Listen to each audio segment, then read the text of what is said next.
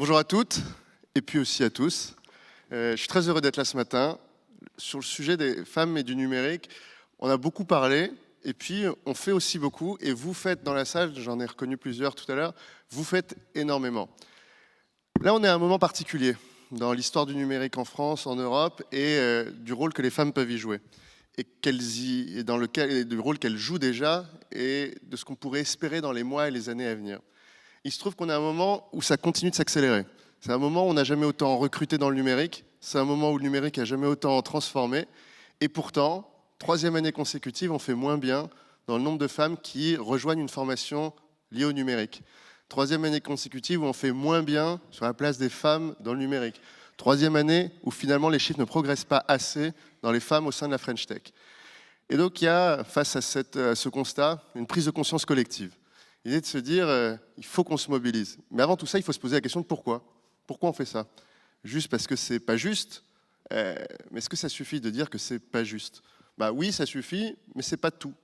On le fait parce que aujourd'hui, le numérique permet à quelqu'un qui rejoint un métier du numérique, à quelqu'un qui devient un entrepreneur du numérique, à quelqu'un qui se reforme grâce au numérique, de saisir des opportunités comme on n'a jamais connu depuis 30 ans.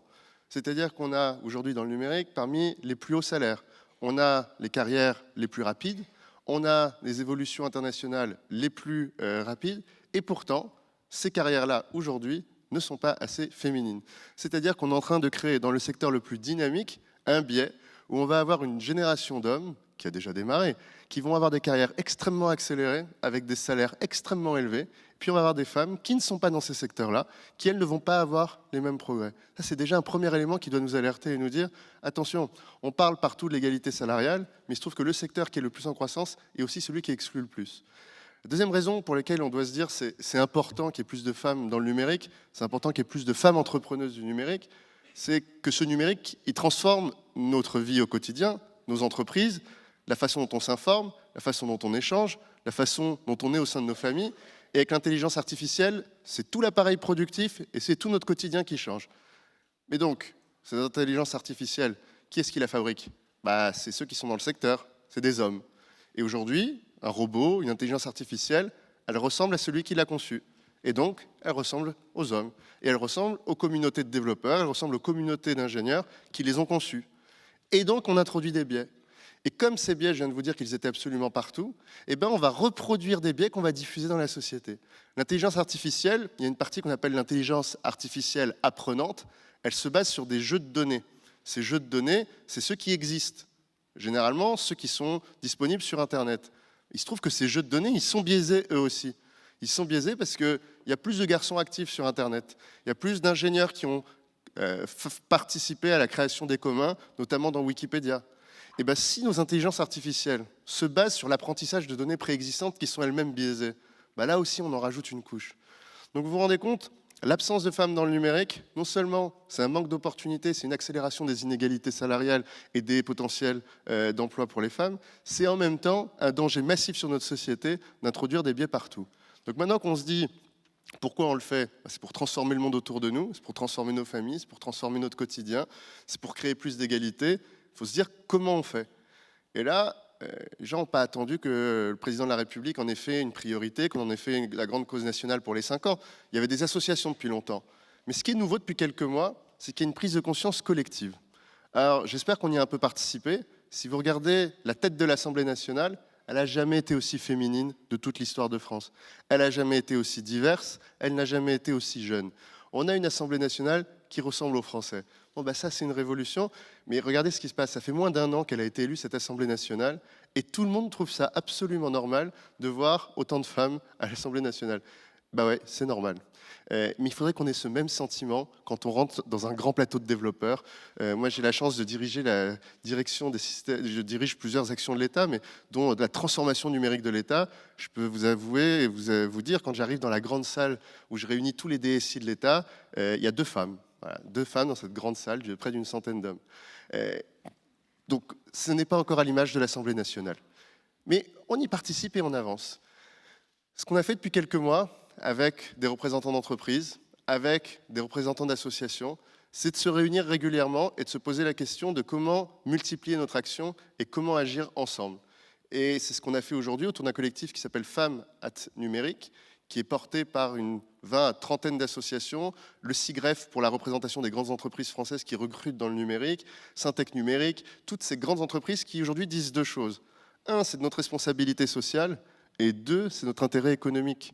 Est-ce que vous vous rendez compte que ces boîtes, chaque année, il y a près de 100 000 emplois qui ne sont pas pourvus, et qu'on est dans un secteur où on n'a toujours pas de femmes qui vont conquérir ces emplois. On est dans un secteur qui est prêt à recruter, dont les entreprises sont prêtes à payer des salaires élevés, mais aujourd'hui, on n'arrive pas à trouver les personnes pour aller vers ces emplois. Et encore une fois, on n'a pas assez de femmes. Donc ces entreprises disent, on y a un double intérêt social et économique à se mobiliser massivement. Donc on s'est réunis et on s'est posé la question de quand est-ce que ça commence, ce biais, et qu'est-ce qu'on peut y faire? Eh bien, ma conviction aujourd'hui, c'est celle que je voulais vous exposer, c'est qu'il n'y a pas de réponse simple et que c'est forcément de la dentelle et que ça va des premières années de la vie jusqu'au développement de la carrière professionnelle. C'est d'ailleurs plusieurs éléments qu'on retrouve dans l'étude qui vous a été présentée. Dans les premières années de la vie, c'est le moment de la construction des imaginaires. Moi, j'ai une chance incroyable. Ministre, c'est un métier très engageant, passionnant, un peu dense, un peu dur parfois, mais on a un privilège absolu, c'est qu'on rencontre énormément de gens. C'est qu'on rencontre énormément de gens talentueux et on rencontre énormément de gens qui font des choses. Eh bien, depuis un an, j'ai dû aller dans une cinquantaine de classes à travers la France, de tous les âges. Et je peux vous dire que à chaque fois, par contre, j'ai un biais, moi, c'est toutes les classes que je vais voir, c'est des classes qui ont mis en place un dispositif numérique.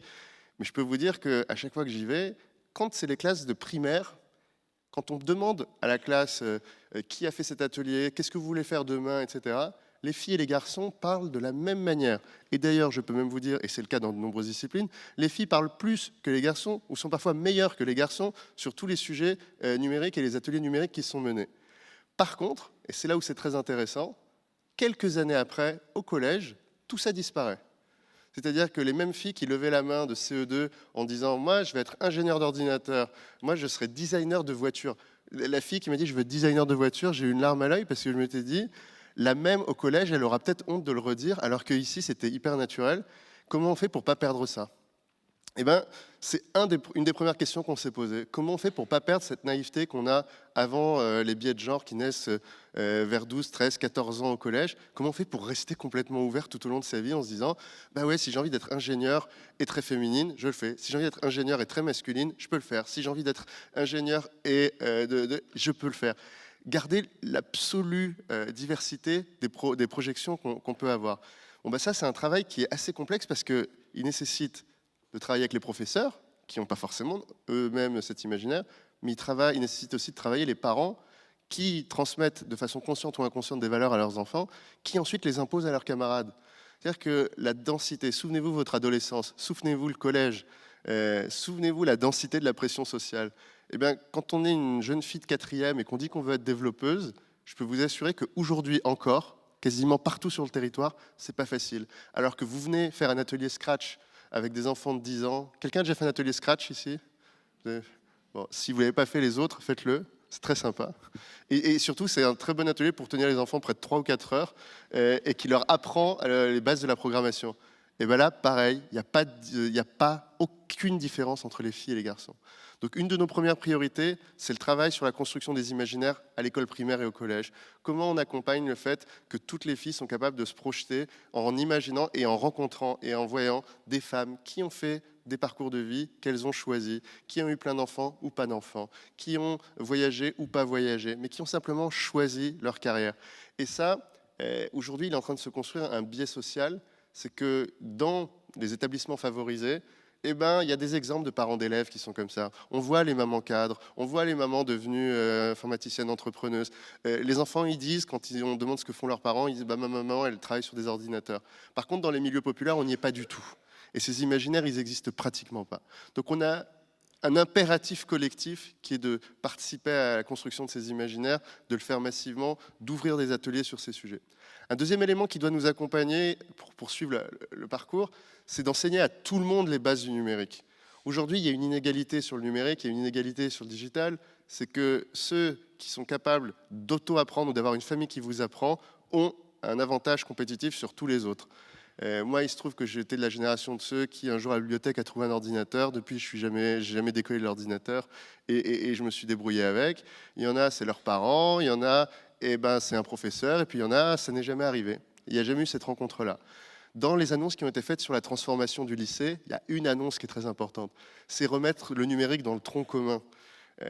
Dans les futurs élèves de terminale et de première et de terminale des années à venir, il y aura 2 heures par semaine d'humanité scientifique et numérique. Ça veut dire que tout le monde, filles et garçons, sera exposé aux méthodes du numérique, aux métiers du numérique, et que tout le monde pourra rentrer en compétition, rentrer en co-apprentissage sur ces mêmes matières comme sur toutes les autres. Ça va être important aussi pour casser les biais de genre qu'on a sur ce sujet. Mais la nouveauté qui est pour moi la plus importante, c'est l'option de spécialité numérique. 6 heures par semaine de numérique au lycée, ce qui fait que si vous avez envie de faire du numérique, vous pouvez le faire, et vous pouvez le faire au lycée. Comme ça, si vous avez peur d'aller en école d'ingénieur, peur d'aller en prépa, c'est pas grave, parce que vous pouvez le tester au lycée, comme avec l'option maths, et voir si ça vous donne envie de continuer. Parce que l'autre conviction que j'ai, j'aurais dû le dire en introduction, c'est que le numérique, c'est génial. C'est jouissif, c'est rapide, ça vous projette dans un univers qui libère en vous des compétences et des capacités extrêmement rares, permet une hyperconnexion avec les personnes, et que, on revient au biais dont on parlait au début et aux discriminations dont on parlait tout à l'heure, dont se privent donc une grande partie des femmes en ne faisant pas leur carrière dans ces secteurs-là. Troisième étape, celui du début de la carrière professionnelle, et celui, et là qui est très important, du coaching et de l'accompagnement latéral, de l'accompagnement par les pairs, par les sœurs. Ce sujet, il est essentiel. J'ai eu la chance dans ma vie de travailler plutôt dans des organisations dirigées par des femmes. Il se trouve que c'est comme ça. J'ai commencé à bosser, j'étais délégué syndical et la PDG était une femme. Ensuite, j'ai travaillé avec Mercedes Serra, et puis la première fois que je me suis investi en politique, c'était pour Ségolène Royal. Il se trouve que les organisations qui sont dirigées par des femmes, elles, pas toutes, mais beaucoup, essayent de mettre en place des cultures inclusives. Pas que des femmes, de tous les types de personnalités. Par contre, il y a des entreprises qui ne font pas attention à ce sujet de la culture inclusive et qui donc peuvent développer, malgré elles parfois, ou parfois de façon consciente, et là ça devient illégal, voire très dangereux, des comportements collectifs qui excluent certains types de personnalités. Par exemple, dans une entreprise où on gagne toujours quand on parle le plus fort, ce qu'on appelle les entreprises qui valorisent les caractères bullish, quand on gueule le plus fort, quand on va vers la violence, etc. etc.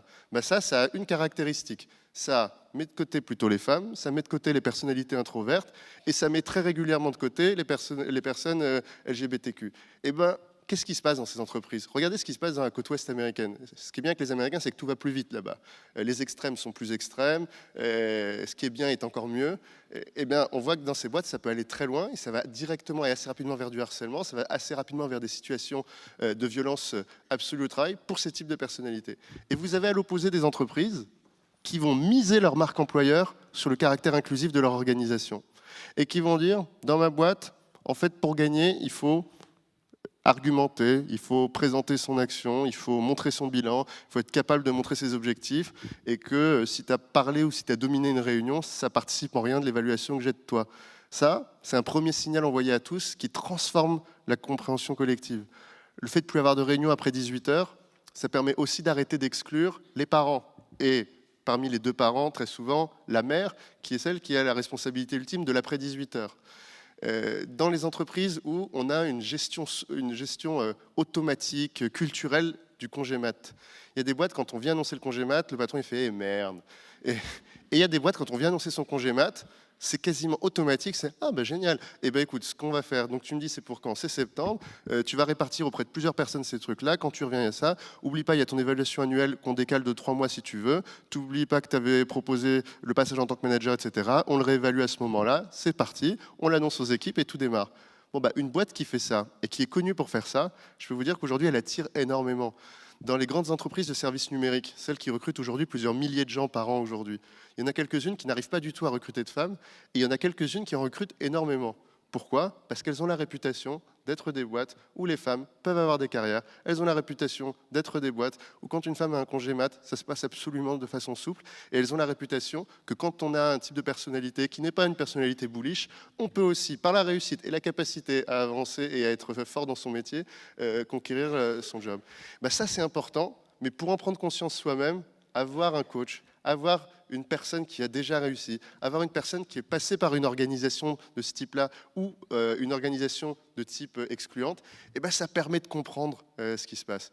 Et ben ces associations qui font partie du collectif, il y a une grande partie d'entre elles qui travaillent sur ce sujet de apporter aux femmes qui ont des trajectoires de carrière au sein des entreprises, d'autres femmes qui sont soit dans les mêmes entreprises, soit dans des entreprises pas trop loin, et de créer du lien entre elles.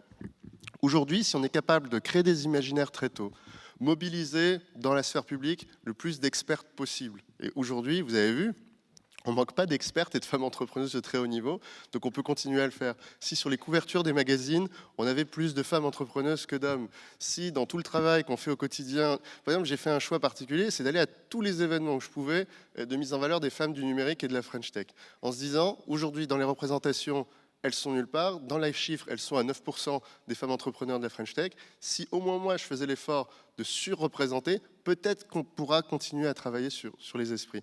Mais donc si on travaille sur les représentations collectives, à l'école, au plus jeune âge, au sein des entreprises et tout au long de la formation, alors peut-être on va tous réussir à apporter une partie de la solution sur ces sujets. En tout cas, c'est ça que je voulais vous dire aujourd'hui. Il n'y a pas de solution miracle. Il n'y a personne qui peut vous dire, bon bah allez, c'est l'année de l'égalité femmes-hommes et dans le numérique, c'est cette année. C'est pas vrai, ce ne sera pas cette année. Par contre, c'est cette année qu'on pourra avoir tout de suite les premiers chiffres les plus exemplaires. Et puis c'est l'année prochaine où on verra plus de femmes s'inscrire dans ces formations. Et puis c'est l'année d'après où on verra ces femmes continuer. Et puis, grâce aux grandes écoles du numérique, toutes les femmes qui seront en reformation, qui quitteront un emploi pour aller vers un autre, elles envisageront les métiers du numérique. Et on arrivera petit à petit à cette égalité réelle sur le numérique. En tout cas, c'est une nécessité absolue, une nécessité économique, une nécessité sociale. Et aujourd'hui, je veux conclure là-dessus, regardez le bien que fait cette Assemblée nationale si diverse à la démocratie. Donc faisons tout ce bien-là au reste de la société et à l'économie. Merci à toutes et merci à tous.